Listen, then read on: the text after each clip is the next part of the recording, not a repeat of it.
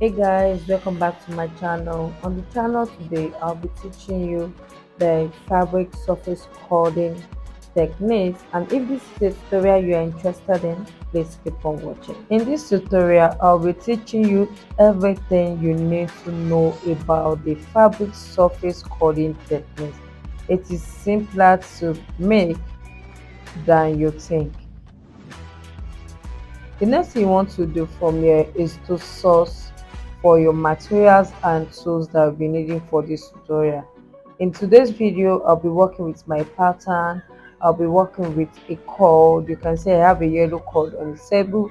I have my ruler, my pencil, my eraser.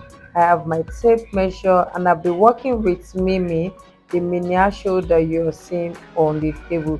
You can as well work with a person or your mannequin as well. Now let's talk about your choice of fabric. Now you can work with any fabric of your choice. I mean any fabric of your choice, but don't work with faux fabric, like fabric that look like all these feathers fabric. Don't work with them. You can work with any fabric of your choice, but don't work with a faux fabric. I have a corset mesh on the screen.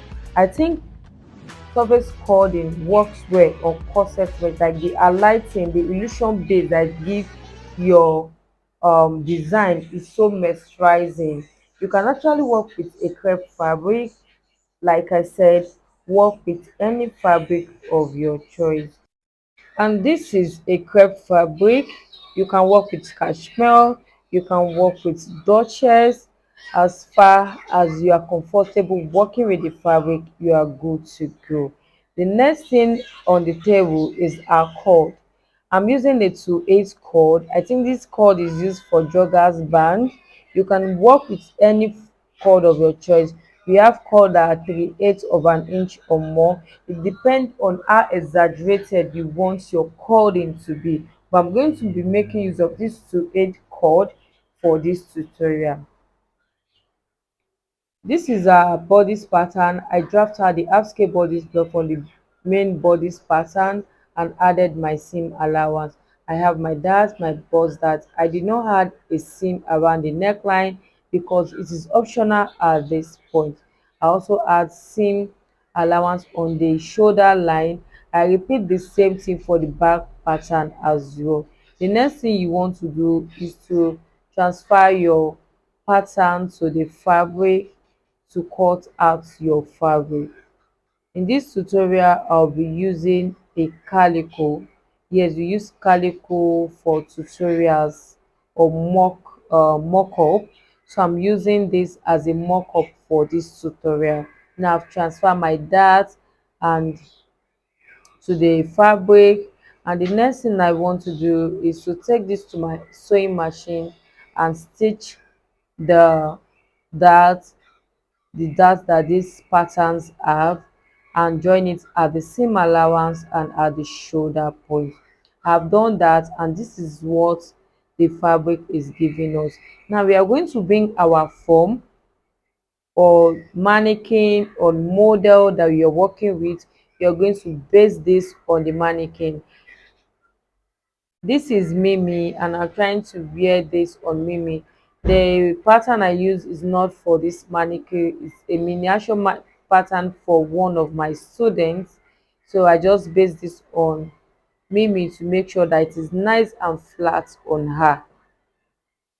So this is what your mock-up should be on your model or on your client. It must be relaxed on it. So that's just it. Now let's work with the cord. We have many methods of doing the surface cording, but I'm going to teach you two fancy method of cording a fabric. Now I have two type of crepe here. I have a gray crepe and a blue crepe. Now I'm going to use the cord for the gray thread, and I'm going to show you another techniques you can use if you don't have a cord for your surface cording um projects. Setting the cord aside, the next thing you want to do, you want to fold your fabric on bias. Please watch the way I'm folding my fabric on bias, and this is what you have. When you fold your fabric on bias or on 45 degree, it will stretch, and that's what we have here.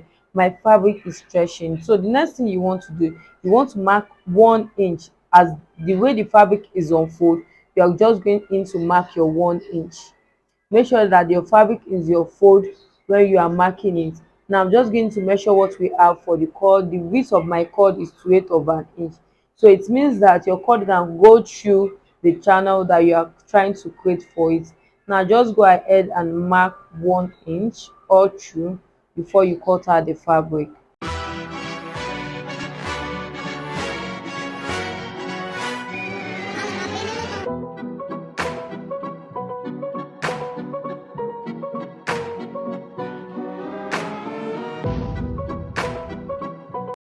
And after marking your 1 inch all through, the next thing you want to do is to cut this out. I'm going to make sure that I pin it down before cutting it out, because I don't want my fabric to be moving around.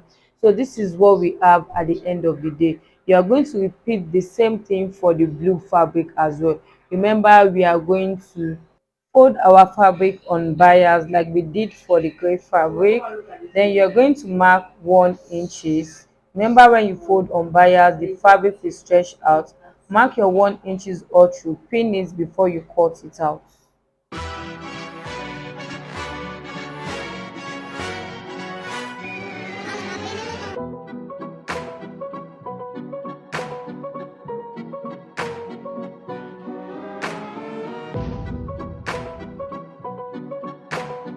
Now we have two straps to work with. So this is the gray one that we first cut, and we are going to be using the cording for the gray one, and the other one we not have cording.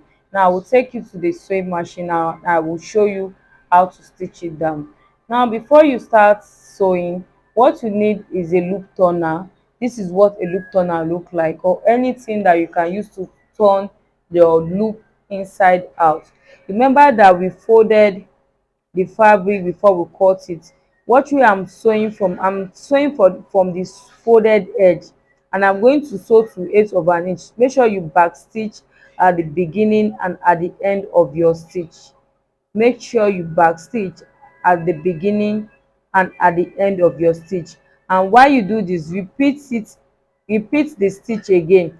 Go in and sew your stitch again for the second time, because you need reinforcement when you turn this inside out. After you are done, this is what you will have. Can you see what it look like? I stitch this once.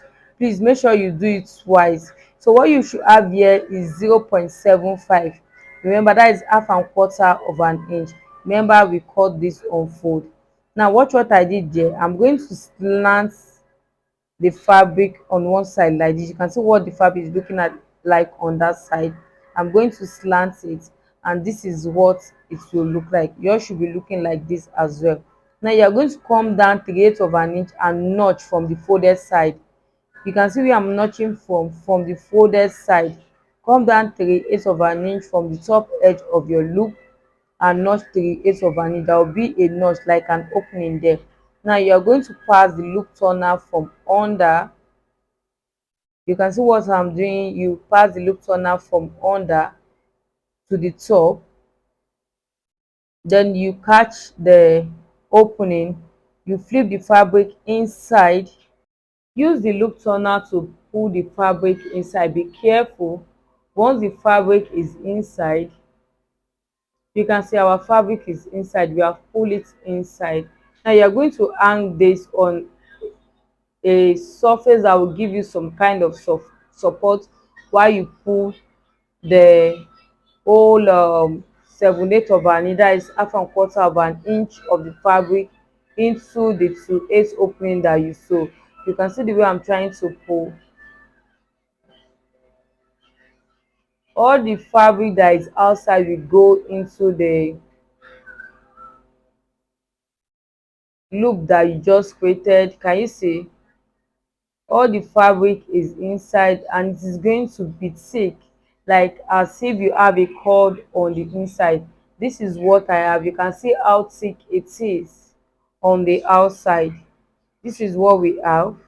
You can see what it look like. A very thick cord that you can work with.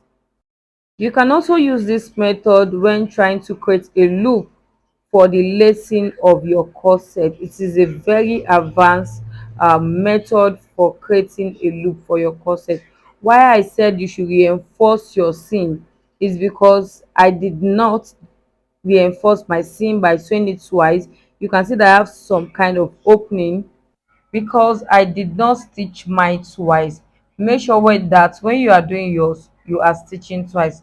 Let's set this aside and work on the other strap. The gray strap, we'll be using the cord. The cord I showed you earlier on is going to be inside your loop. Now I'm not going to use the presser foot. I'm going to use the invisible zipper to create the cording techniques for this tutorial. Now this is the second method, and you are going to choose which method that you like. Now make sure that the cord you are going to use is going to be twice the strap that you have. You can see that when you pull from the other side, the cord will be coming in from the opposite end and it will be inside the loop that you created. Now I'm going to show you I'm going to show you the illustration of what I'm talking about. You can see what I'm doing. I'm trying to make sure that the cord I'm using is twice the strap that I have. I'm changing the presser foot to my invisible zipper. And once I was done, I placed the midpoint of my cord at the top edge of my strap. And this is what you should have as well. Go in to stitch both the cord and the strap together at the top edge. Stitch the cord and the strap together. I will show you how to do that later. Let's take this to the sewing machine and start stitching. Now the first thing you want to do, you want to start stitching. Before you do that, make sure that the cord is in the middle of the strap that you have. Then you top stitch the cord and the fabric together. Now let's take this to the sewing machine so that I will show you. The first thing you want to do, you want to start stitching, but now you're not going to stitch close to the cord that is inside the strap. You remember that my cord is 2/8 of an inch. You're going to be sewing 3/8 of an inch away from the cord, like you're sewing 3/8 of an inch instead of 2/8. You are not sewing close to the cord. So that's what you first do. Once you back stitch, you are going in to start sewing close to the cord. The first stitch that you will do is not going to be close to the cord at some distance, so that when you pull the cord from the middle, there is room for the cord to fit into the loop that you created. Now what you see me doing is sewing very close to my loop, very close to my loop. When you are not sewing close to the loop is when you start stitching from the top edge.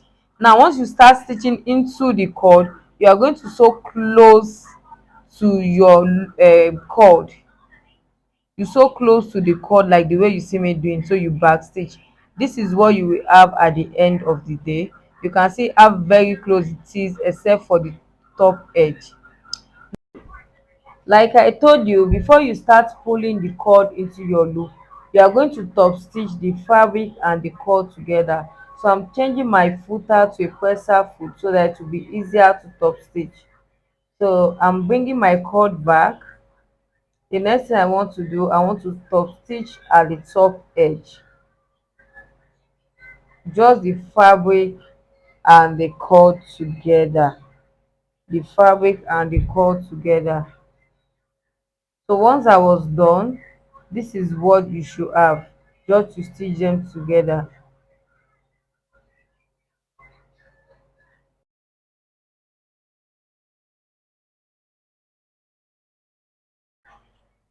So this is what you should have at the end of the day after top stitching the cord and the fabric together.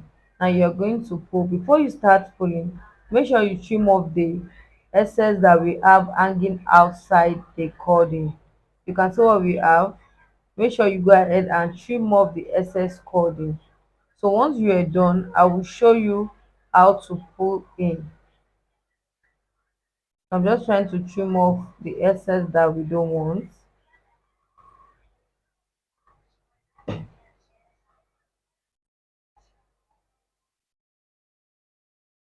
Make sure you trim very well. You can trim up to 2/8 or 1/8 of an inch. So this is what we have at the end of the day. This is what the second cording method look like. Now you're going to be pulling from the other side.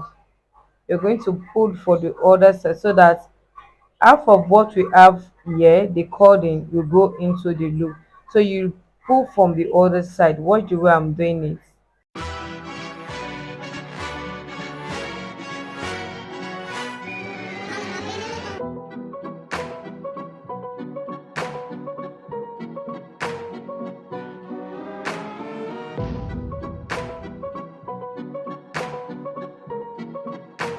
And after you are done pulling the cord into the loop, this is what you should have. You can see that the cord is inside the loop, and this is the one we got for method one. Please be honest, which of this method do you like, method one or method two?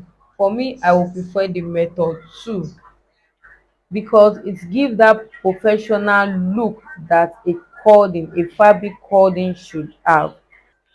You can use method one when you don't have a cord to work with. The next thing I want to do now, I'm going to show you how to place it on your fabric. Let's bring back Mimi. So you remember how we created the base, I will call it the base for the cording. Now we have our base.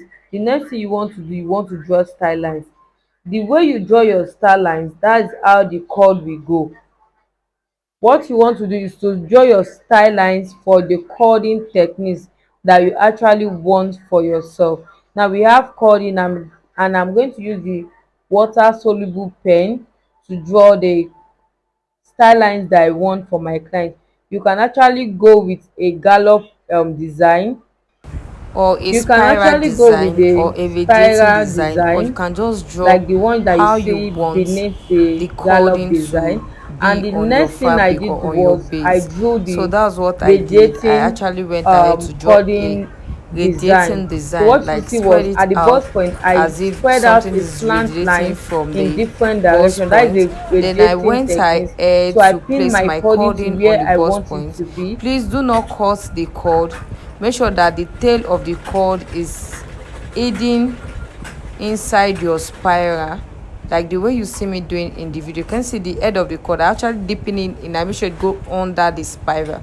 So that's what you should do. Don't cut your cord inside the cloth except you have an applique that you want to use to design it. So that's how to baste it. You will need a needle and thread to stitch it to your fabric. Make sure you have a pin to pin down your spiral design or whatsoever design that you are doing. So you're going to pin it down like the way you see me doing in the video. It is always a little bit tactic, but if you are determined, you will get what you actually want. And this is how to do the fabric surface cording techniques. You can see that it is easier to make than you think. And if you enjoyed the video, please give it a thumb up, like and share my video. And if you have any question, I'll be in the comment section. Just leave your question, I will be there to answer it. Have a nice day and thanks for watching. And this is what the cording should be looking like on your fabric. Very neat and fine. You can use a pearl to design, you can use bead to design, you can use trimmings, flowers, 3D flowers to design the rough edge of this cording. Have a nice day. Bye.